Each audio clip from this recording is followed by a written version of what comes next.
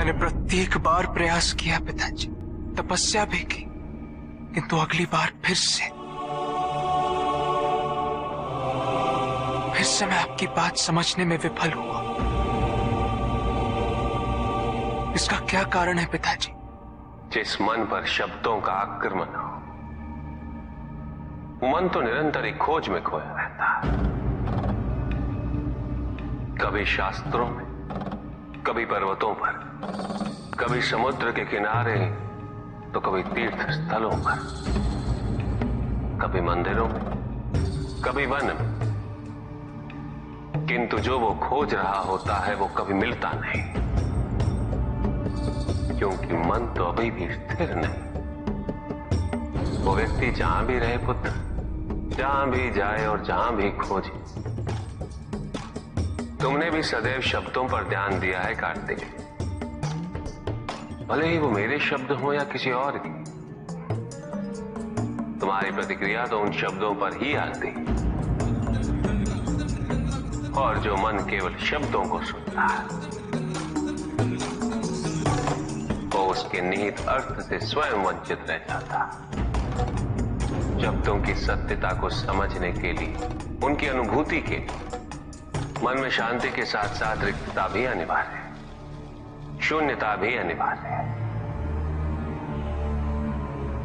मन में इतना स्थान होना चाहिए पुत्र कि वो शब्दों के परे पहुंचने की यात्रा कर सके। किंतु मन कभी शून्य नहीं रहता, रिक्त नहीं रहता। वो सोचता है कि शब्दों का आधिक्य ही ज्ञान अर्जन है, शब्दों से ही ज्ञान है, इसलिए शब्दों का संचय करता रहता है। मन ये नहीं जानता कि परम ज्ञान तो शब्द अतीत है, एक अनुभूति जिसे शब्दों से बांधना असंभव है। शब्दों का अपना मूल्य क्या है कार्तिक? कुछ भी नहीं। जब भी कोई ईश्वर का नाम लेता है तो क्या ईश्वर मात्र एक शब्द में ही सीमित हो जाते? नहीं, यहां शब्द सत्य नहीं, सत्य है वो अनुभूति जो इन शब्दों में विद्यमान है।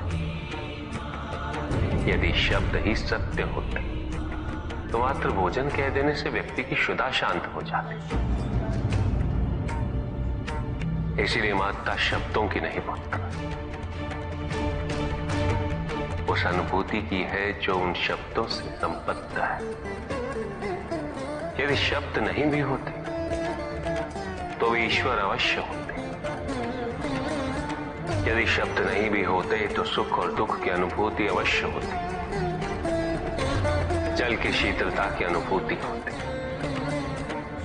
सूर्य की ऊष्मा और चंद्र की शीतलता की अनुभूति होती, प्रेम की अनुभूति होती। किंतु यदि अनुभूतियां ना हो तो शब्द निरर्थक है। शब्दों से तृप्त हो जाना ज्ञान का अंत है, अज्ञानता का प्रारंभ है। ज्ञानी वही है जिसके पास अनुभूतियां, अनुभव, और उसके लिए मन को शांत व रिक्त तो करना ही पड़ेगा पुत्र।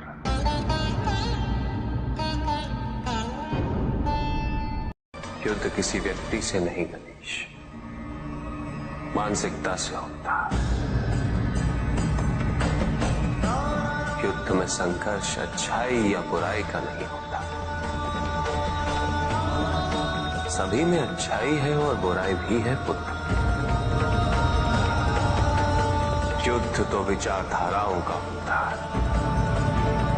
व्यक्ति अपने पराक्रम पर, अपनी क्षमता पर विश्वास कर युद्ध करता है, और जब उस विश्वास को क्षति पहुंचती है तो सब कुछ निरर्थक प्रतीत होने लगता है। किंतु आपसे पराजित होकर भी लोहितांग क्यों नहीं समझ रहा? उसे अपनी स्वतंत्र इच्छा का उपयोग कर उचित मार्ग पर चलने का प्रयास करना चाहिए। व्यक्ति अपने को खो दे समझती है, व्यक्ति अपने को समर्पित कर दे, छोड़ दे अहंकार को, तो ब्रह्म की इच्छा ही पूर्ण होती है। और अभी भी वही फलित हो रही है। ऐसा नहीं है कि हम उससे भिन्न फलित करा लेंगे, लेकिन व्यक्ति भिन्न फलित कराने में लड़ेंगे, टूटेंगे, नष्ट होंगे। एक नदी में एक बार बाढ़ आ गई पुत्र। दो छोटे से तृण उसमें बह रहे थे और उसमें से एक नदी में तिरछा पड़ गया और वो बाढ़ को रोकने का प्रयास कर रहा था। वो अत्यंत ऊंचे स्वर में कह रहा था कि नदी को आगे नहीं बढ़ने देगा। यद्यपि नदी तो बस बढ़ती ही जा रही थी। वो फिर ऊंचे स्वर में यही कह रहा था कि मैं इसे अवश्य रोकूंगा, यद्यपि रोक नहीं पा रहा था।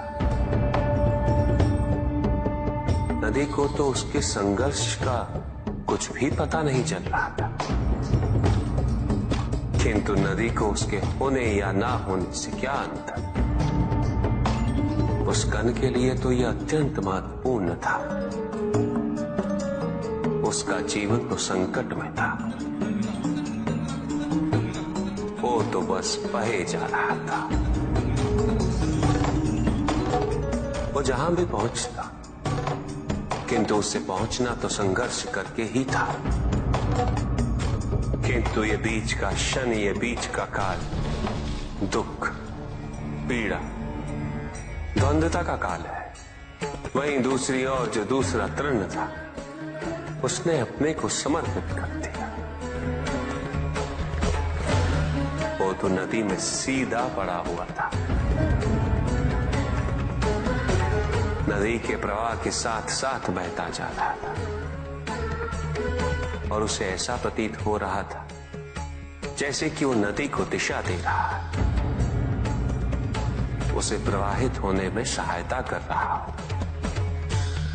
वो तो ये निश्चय कर बैठा था कि नदी को समुद्र तक पहुंचाकर ही रहेगा, किंतु नदी को उसकी उपस्थिति का भी आभास नहीं था। नदी पर उन दोनों के होने या ना होने का कोई प्रभाव नहीं था। नदी तो बस बहे जा रही थी। ब्रह्म की इच्छा को जाना नहीं जा सकता,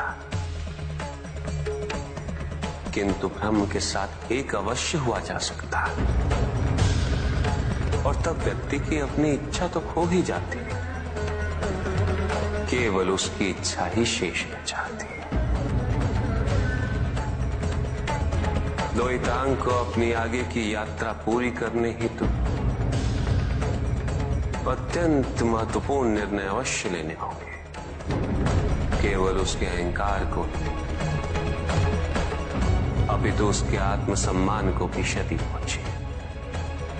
जहां से इस युद्ध का अंत हुआ है,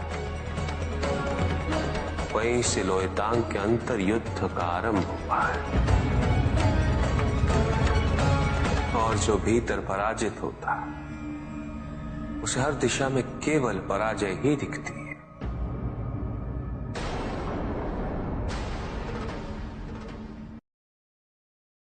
एक प्रश्न पूछ सकता हूं? अवश्य ऋषि कश्यप। जहां प्रश्न नहीं वहां जिज्ञासा नहीं, और जहां जिज्ञासा नहीं होती वहां ज्ञान की वृद्धि नहीं हो सकती। निसंकोच होकर पूछिए। प्रभु, आप तो कालोपरी हैं, सर्वज्ञ हैं, त्रिकालदर्शी हैं। चारों ओर ये जो अज्ञान का अंधकार फैल रहा है, उसमें ज्ञान का मूल अर्थ कहीं ना कहीं खोता जा रहा। मेरा आपसे विनम्र निवेदन है प्रभु, किसी अन्य विषय पर चर्चा आरंभ करने से पूर्व हमारे और इस समस्त संसार के कल्याण और मार्गदर्शन हेतु आप ज्ञान की मूल परिभाषा से एक बार हमें पुनः अवगत करवाएं। ज्ञान और अज्ञान की परिभाषा को स्पष्ट रूप से समझने के लिए ज्ञान और अज्ञान की विशेषताओं का स्मरण करना आवश्यक है।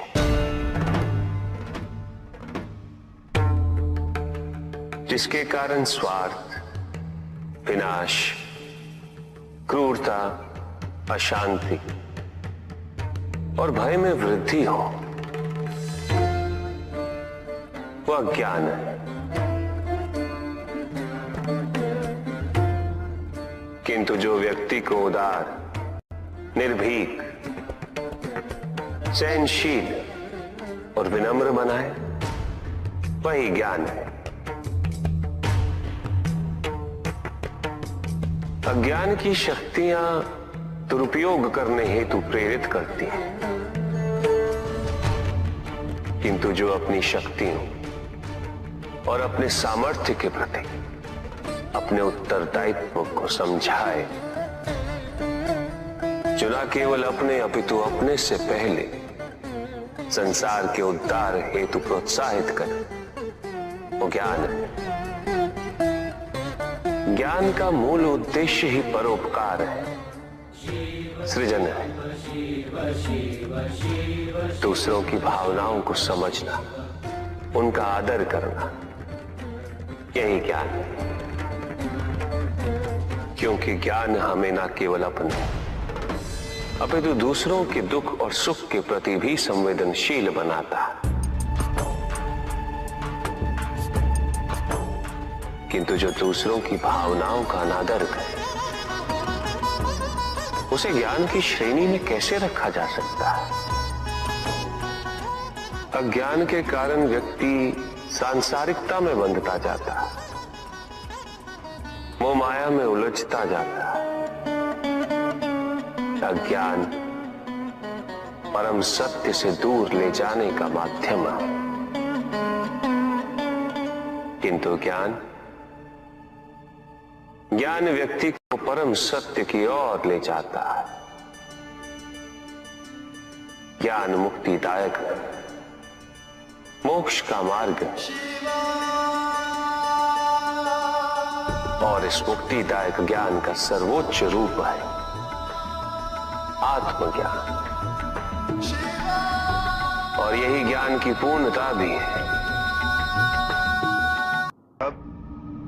सभी के उद्धार के लिए मैं आपसे निवेदन करता हूं, भक्ति का उचित मार्ग बताए हमें, ताकि मेरी भांति दूसरा कोई भूल ना करे। भक्ति मुक्ति का आधार है पुष्पधर, और मुक्ति तो केवल समर्पण से ही संभव होगी। और समर्पण का भक्ति कब मोह में परिवर्तित हो जाती है,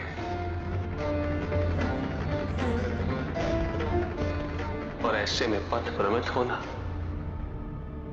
अनिवार्य है।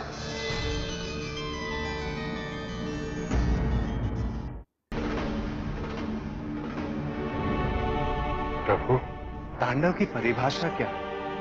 क्या है तांडव? उसे आरंभ करने से पूर्व मन में कैसे भाव होने चाहिए? तांडव नृत्य जगत की 5 क्रियाओं का संकलन है। सृष्टि, स्थिति, प्रलय, तिरोभाव और अनुग्रह, अग्नि, जल, वायु, पृथ्वी और आकाश। मेरे नृत्याकार शरीर के 5 मुख, इन्हीं 5 भूतों से ब्रह्मांड का निर्माण होता। पृथ्वी से सभी भूतों के शरीर बनते हैं, और उनका पालन जल से होता है, और संपूर्ण भूतों का अंत अग्नि से होता है।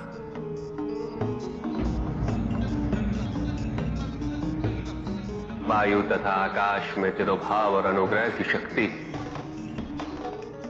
इस प्रकार मेरे ये 5 महा